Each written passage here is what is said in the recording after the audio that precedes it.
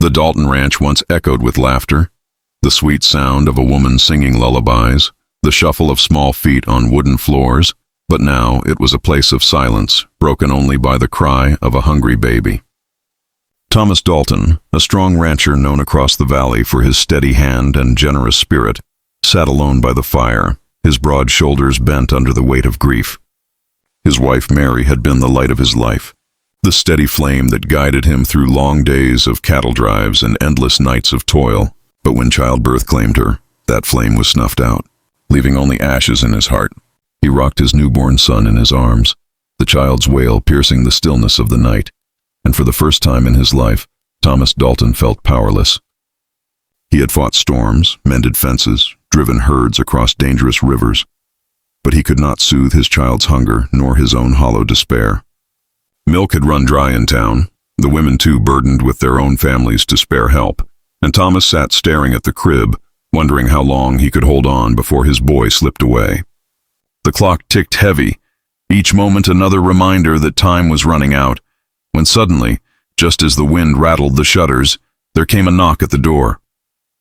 He opened it to find a young woman wrapped in a shawl, cheeks flushed from the cold, her eyes full of compassion.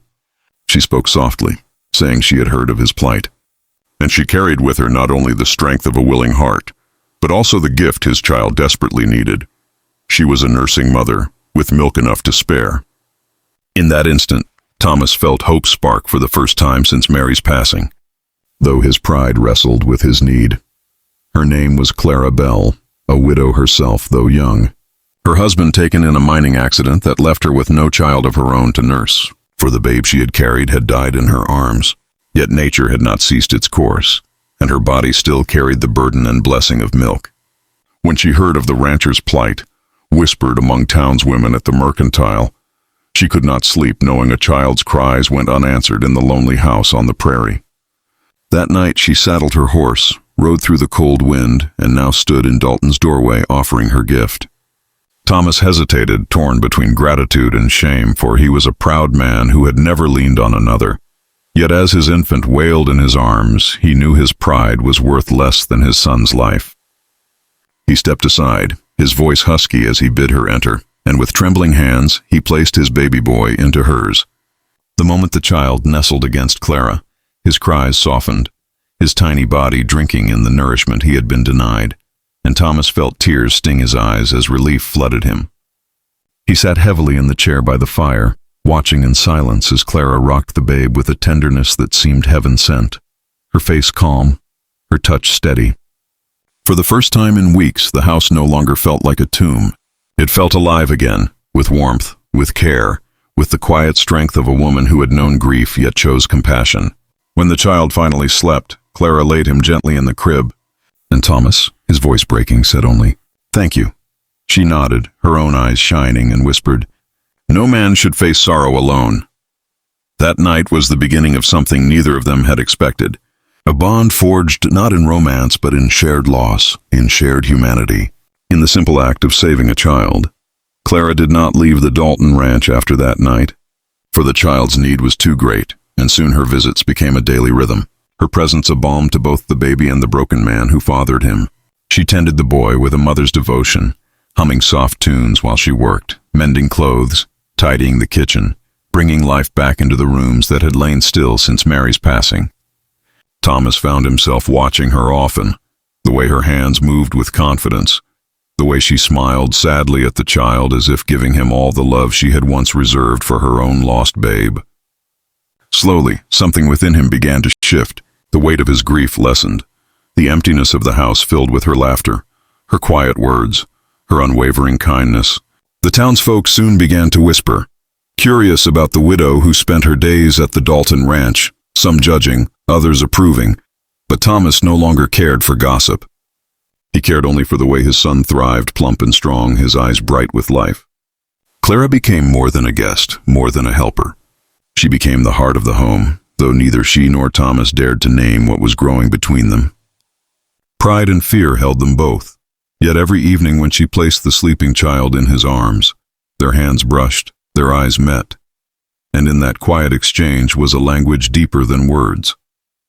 One stormy night when thunder rolled and lightning flashed across the plains, the baby woke crying, and Thomas found himself rushing not to the crib, but to Clara's side, seeking her calm. She placed a hand over his, steadying him, and in that moment Thomas realized that the woman who had come to save his son was also saving him.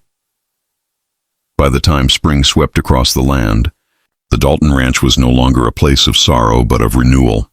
Fields greened, calves bawled in the pastures, and in the big house laughter returned, carried on Clara's gentle voice and the babble of the baby who now called both of them his world. One evening, as the sun bled gold across the horizon and the scent of wildflowers filled the air, Thomas stood on the porch watching Clara rock his son. His chest ached with a feeling he could no longer ignore, a love that had grown from gratitude into admiration, from admiration into longing. He stepped forward, his voice low, rough with honesty.